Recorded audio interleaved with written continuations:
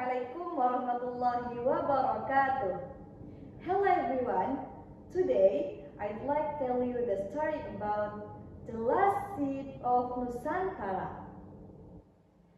In the year 2050, Indonesia faced one of its greatest challenges. The climate crisis had grown stronger.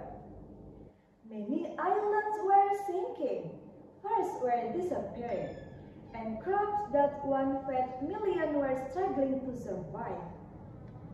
But in West Kalimantan, there lived a 17 years old boy named Raka.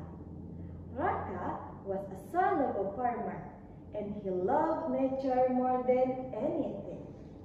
He spent his days studying plants, soil, and old journals left by his grandfather, a traditional farmer who believed that a seed can save a nation. One morning, Raka discovered something unusual inside by his grandfather's wooden box. A tiny golden seed preserved for decades. A note beside it said, "This is the last seed of Nusantara. Protect it. One day, it will protect you." Soon after, a terrible drought hit Kalimantan.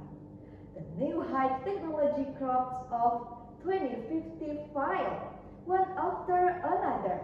People panicked. The government sent drones, machines, and scientists. But nothing could grow in the dry, cracked soil.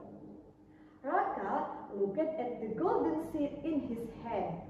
He knew it may be the island's last hope.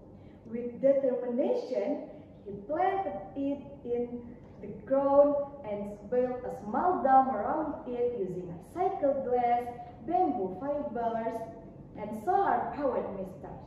Every day, he checked its temperature, humidity, and light.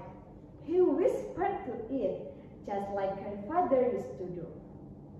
And then, miraculously, it sprouted. The plant grew faster than any plant Raka had ever seen. Its roots reached deep into the dry soil, restoring moisture. Its leaves released clean oxygen into the air. And soon, the ground around it turned green again. Scientists rushed to Raka's village. They were shocked. The last seed of Nusantara was a forgotten species, a resilient native plant could survive extreme climate conditions. Raka's discovery changed everything. His village became a research center, and his method of restoring land spread across Indonesia.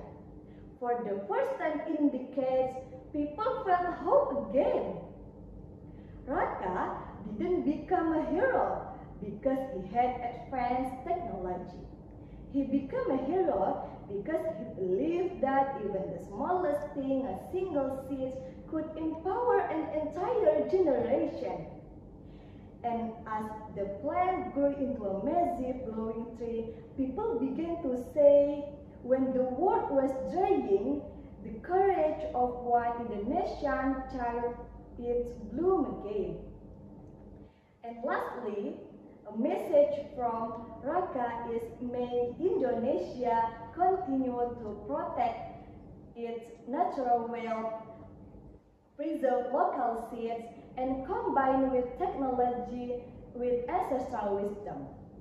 The younger generation is expected to follow Raka's example, caring, persistent, and brave, so that Indonesia can become green again and serve as a model for protecting the earth.